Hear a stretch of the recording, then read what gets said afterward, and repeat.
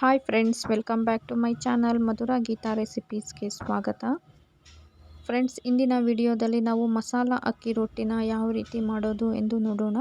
ಹಾಗೆ ಯಾರೆಲ್ಲ ನನ್ನ ಚಾನಲನ್ನು ಸಬ್ಸ್ಕ್ರೈಬ್ ಮಾಡದೆ ನೋಡ್ತಾ ಇದ್ದೀರಾ, ಈಗಲೇ ಸಬ್ಸ್ಕ್ರೈಬ್ ಮಾಡಿ, ಲೈಕ್ ಮಾಡಿ, ಶೇರ್ ಮಾಡಿ. ಹಾಗೆ ವಿಡಿಯೋ ಕೊನೆವರೆಗೂ ನೋಡಿ ರೆಸಿಪಿ ಹೇಗಿದೆ ಎಂದು ಕಮೆಂಟ್ ಮಾಡಿ ತಿಳಿಸಿ. ನಾನಿಲ್ಲಿ ಬೆಳಗಿನ ಬ್ರೇಕ್ಫಾಸ್ಟ್ಗೆ ಅಕ್ಕಿ ರೊಟ್ಟಿನ ಕ್ವಿಕ್ಕಾಗಿ ಒಂದು 10 ಮಿನಿಟ್ಸಲ್ಲಿ ಯಾವ ರೀತಿ ಮಾಡ್ಕೊಳ್ಳೋದು ಎಂದು ನಿಮಗೆ ಫಾಸ್ಟಾಗಿ ತಿಳಿಸ್ಕೊಡ್ತಾ ಇದ್ದೀನಿ. ಮೊದಲನೇದಾಗಿ ನಾನಿಲ್ಲಿ ಒಂದು ಪ್ಲೇಟ್ಗೆ 2 ಕಪ್ ಅಕ್ಕಿ ಹಿಟ್ಟನ್ನು ತೊಗೊಳ್ತಾ ಇದ್ದೀನಿ.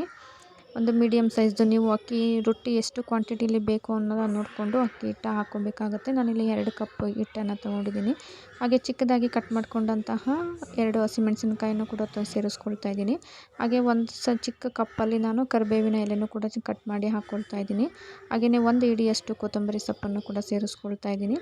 ಹಾಗೆ 1 ಕಪ್ಪು ನಾವಿಲ್ಲಿ ಸಬ್ಬಸಿಗೆ ಸೊಪ್ಪನ್ನು ಕೂಡ ಸೇರಿಸ್ಕೊಳ್ತಾ ಇದ್ದೀನಿ. ಅಕ್ಕಿ ರೊಟ್ಟಿಗೆ ಈ ಸೊಪ್ಪು ತುಂಬಾ ಟೇಸ್ಟ್ ಕೊಡುತ್ತೆ. ಹಾಗೆ 2 ಮೀಡಿಯಮ್ ಸೈಜ್ದು ನೀರುಳ್ಳಿನ ಚಿಕ್ಕದಾಗಿ ಕಟ್ ಮಾಡಿ ಇಟ್ಕೊಂಡಿದ್ದೀನಿ. ನಾನು ನೀರುಳ್ಳಿನ ಹಾಗೇ ಸೇರಿಸ್ಕೊಳ್ತಾ ಇಲ್ಲ, ಸ್ವಲ್ಪ ಫ್ರೈ ಮಾಡಿಕೊಂಡು ಹಾಕ್ಕೊಳ್ತಾ ಇದ್ದೀನಿ. ಈಗ ಎಣ್ಣೆ ಹಾಕ್ಕೊಳ್ತಾ ಇದ್ದೀನಿ. ಎಣ್ಣೆ ಕಾದ್ಮೇಲೆ ಒಂದು 2 ಟೇಬಲ್ ಸ್ಪೂನಷ್ಟು ನಾನು ಕಡಲೆಬೇಳೆನ ಸೇರಿಸ್ಕೊಳ್ತಾ ಇದ್ದೀನಿ. ಕಡಲೆಬೇಳೆನ ಸ್ವಲ್ಪ ಫ್ರೈ ಮಾಡ್ಕೋಬೇಕು. ಅಕ್ಕಿ ರೊಟ್ಟಿನಲ್ಲಿ ಇದನ್ನು ಸೇರಿಸ್ಕೊಳ್ಳೋದ್ರಿಂದ ಕ್ರಿಸ್ಪಿಯಾಗಿ ತಿನ್ನಬೇಕಾದ್ರೆ ತುಂಬ ಚೆನ್ನಾಗಿ ಇರುತ್ತೆ. ಹಾಗೆಯೇ 2 ಸೈಜ್ದು ನೀರುಳ್ಳಿನ ಸಹ ಸೇರಿಸ್ಕೊಳ್ತಾ ಇದ್ದೀನಿ. ಒಂದು ಚಿಟಿಕೆಯಷ್ಟು ಅರಿಶಿನ ಹಾಕ್ಕೊಳ್ತಾ ಇದ್ದೀನಿ. ಹಾಗೆ ನೀರುಳ್ಳಿಗೆ ಸ್ವಲ್ಪ ಉಪ್ಪನ್ನು ಸೇರಿಸ್ಕೊಳ್ತಾ ಇದ್ದೀನಿ. ನೀರುಳ್ಳಿ ಚೆನ್ನಾಗಿ ಮಿಕ್ಸ್ ಮಾಡ್ಕೊಬೇಕು. ನೀರುಳ್ಳಿನ ನಾವೇನೋ ಜಾಸ್ತಿ ಫ್ರೈ ಮಾಡ್ಕೊಳೋದು ಬೇಕಾಗಲ್ಲ. ಒಂದು ಸ್ವಲ್ಪ ಫ್ರೈ ಮಾಡಿಕೊಂಡ್ರೆ ಮತ್ತು ರೊಟ್ಟಿ ಬೇಯಿಸಬೇಕಾದ್ರೆ ಮತ್ತು ಸ್ವಲ್ಪ ನಾವು ಫ್ರೈ ಮಾಡ್ಕೊಂಡಿರೋ ನೀರುಳ್ಳಿ ಬೇಯುತ್ತೆ. ಈಗ ನಾನು ಸ್ವಲ್ಪ ತಣ್ಣಗಾದ ನಂತರ ಅಕ್ಕಿ ಹಿಟ್ಟಿನ ಜೊತೆ ಫ್ರೈ ಮಾಡ್ಕೊಂಡಂತಹ ನೀರುಳ್ಳಿನ ಸೇರಿಸ್ಕೊಳ್ತಾ ಇದ್ದೀನಿ. ಹಾಗೆ ರುಚಿಗೆ ನೋಡಿಕೊಂಡು ಉಪ್ಪು ಹಾಕ್ಕೋಬೇಕಾಗುತ್ತೆ. ಒಂದು ಸ್ವಲ್ಪ ನೀರನ್ನು ಹಾಕ್ಕೊಂಡು ನಾನೀಗ ಅಕ್ಕಿ ಹಿಟ್ಟನ್ನು ಚೆನ್ನಾಗಿ ಕಲಿಸ್ಕೊಳ್ತಾ ಇದ್ದೀನಿ. ಸೊಪ್ಪು ಎಲ್ಲ ಚೆನ್ನಾಗಿ ಮಿಕ್ಸ್ ಆಗೋ ಥರ ನಾವಿಲ್ಲಿ ಕಲಸಿಟ್ಕೋಬೇಕು. ಕನ್ಸಿಸ್ಟೆಂಟಿ ನೋಡಿಕೊಂಡು ನೀರು ಹಾಕ್ಕೊಂಡು ಕಲಿಸ್ಕೋಬೇಕಾಗತ್ತೆ. ಅಕ್ಕಿ ಹಿಟ್ಟಿಗೆ ಜಾಸ್ತಿ ನೀರು ಹಾಕ್ಕೋಬಾರ್ದು, ತುಂಬ ಮೆತ್ತಗಾಗೋ ಸಾಧ್ಯತೆ ಇರುತ್ತೆ. ನೋಡಿ, ಈಗ ನಾನು ಈ ಕನ್ಸಿಸ್ಟೆನ್ಸಿಗೆ ಕಲಸಿಟ್ಕೊಂಡಿದ್ದೀನಿ. ಮೇಲೆ ಸ್ವಲ್ಪ ಎಣ್ಣೆ ಹಚ್ಚಿ ಇಟ್ಕೊಳ್ತೀನಿ. ಈಗ ನಮಗೆ ಯಾವ ಸೈಜಲ್ಲಿ ರೊಟ್ಟಿ ಬೇಕೋ ಆ ಸೈಜಲ್ಲಿ ನಾನು ಉಂಡೆ ಮಾಡಿಕೊಂಡು ರೊಟ್ಟಿನ ತಟ್ಕೊಳ್ತಾ ಇದ್ದೀನಿ.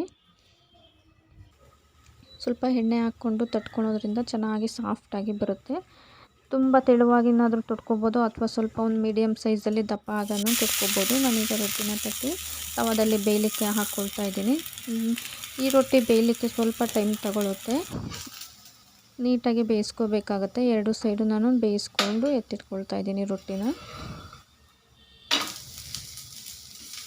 ಇದೇ ರೀತಿಯೇ ನಾವು ಬೇರೆ ರೊಟ್ಟಿಗಳನ್ನು ಸಹ ತಟ್ಕೋಬೇಕಾಗತ್ತೆ.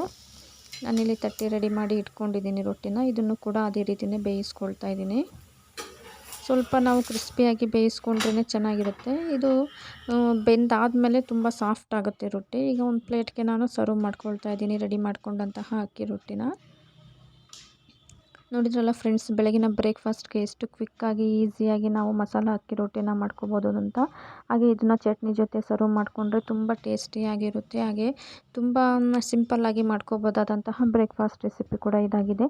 ಯಾರಿಗೆಲ್ಲ ಈ ಮಸಾಲ ಅಕ್ಕಿ ರೊಟ್ಟಿ ರೆಸಿಪಿ ಇಷ್ಟ ಆಗಿದೆ, ಲೈಕ್ ಮಾಡಿ, ಶೇರ್ ಮಾಡಿ, ಕಮೆಂಟ್ ಮಾಡಿ. ಹಾಗೆ ನನ್ನ ಚಾನಲನ್ನು ಸಬ್ಸ್ಕ್ರೈಬ್ ಮಾಡೋದನ್ನು ಮರಿಬೇಡಿ. Thank you for watching friends.